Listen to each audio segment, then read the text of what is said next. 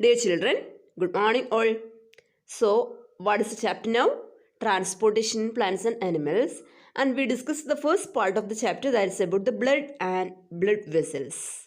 Next, we are going to start the second part, that is about the heart. We know that heart is one of the very important vital internal organ present inside our body. Where is the location of heart? Yes, it is located in the chest cavity with a small tilting towards the left.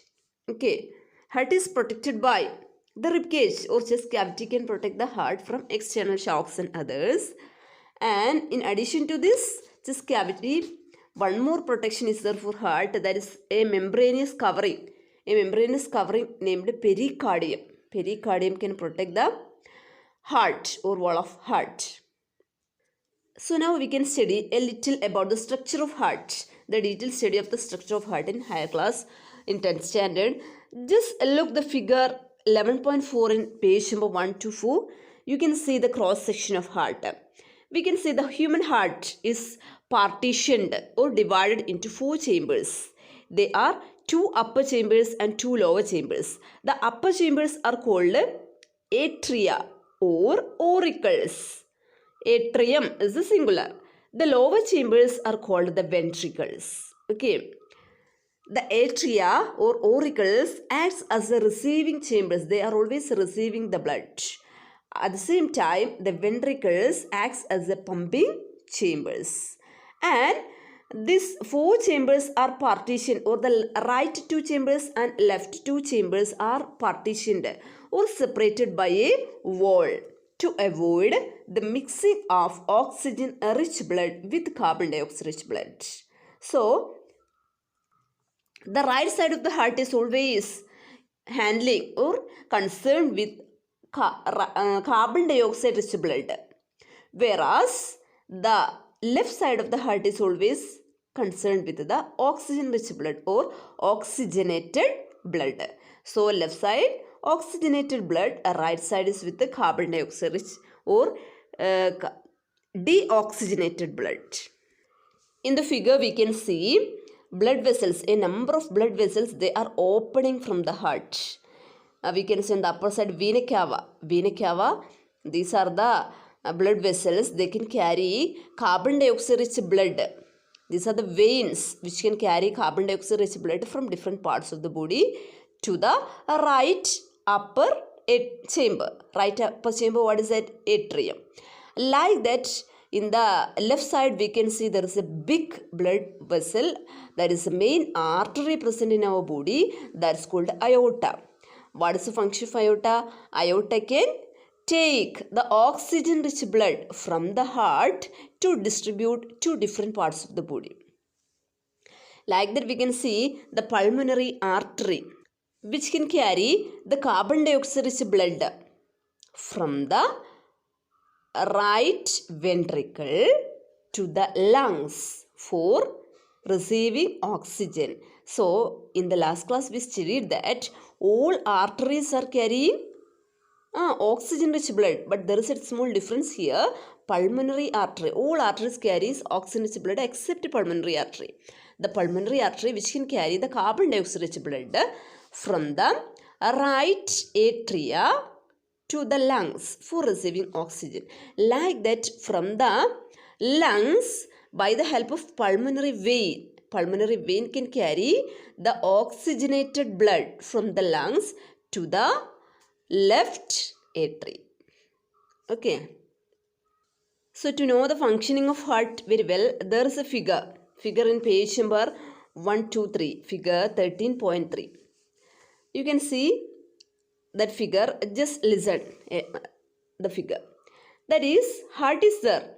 So, from the heart we can see the carbon dioxide rich blood from the heart that is taken by the pulmonary artery to lungs for receiving oxygen.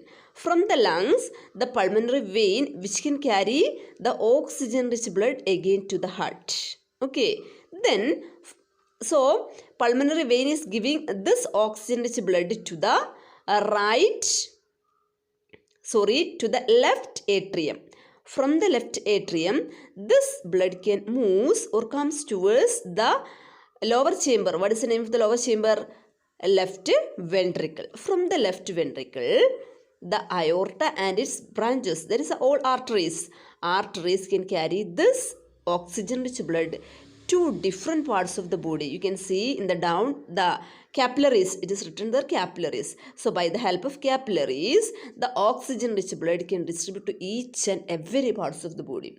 At the same time, from different parts of the body, by the help of different veins, like vena cavas, by the help of all veins, the carbon dioxide rich blood is received by the right chamber. A right chamber is for deoxygenated blood. So this carbon dioxide or deoxygenated blood which can enter to the right atrium. Atrium is the receiving chamber. Okay, to the right atrium. From the right atrium, this blood can comes down to the right ventricle.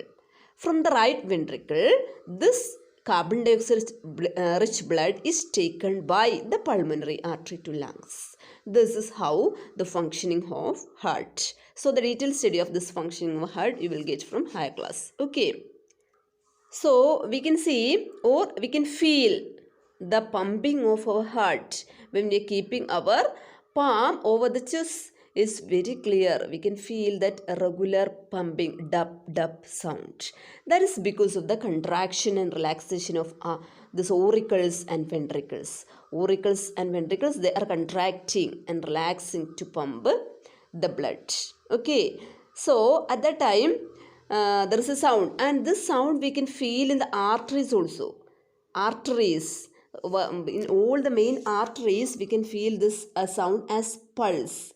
Just keep your finger over your wrist. Figure 11.2 you can see what is doing to see or to listen the pulse. The pulse beat is always same like that of the heartbeat. So what is this pulse actually? That is a throbbing effect made by the blood while it is passing through this arteries. So you can check your own pulse. We can see that it is in between 70 and 80. That is a normal rate, 72 and 80 beats per minute. Same like that of the heartbeat rate. We can see that the doctors are using an instrument called a stethoscope. Stethoscope they are using to hear the amplified sound of our heartbeat. So in activity 11.2, you can make one stethoscope for yourself. Those who are interested, they can try to do this activity. Okay, by the help of a small funnel and fix a rubber tube. The rubber tube that we used for the preparation of this lungs, the model of lungs. Like that you can do one rubber tube, and over that you can fix one funnel, then tight the funnel, the mouth of the tunnel by using a sheet of balloon. Okay, then when we are observing this, by using the setup we can observe or listen our heartbeat. That is a working model of one stethoscope. So the remaining part of the chapter that we will discuss in the next class, inshallah. Thank you.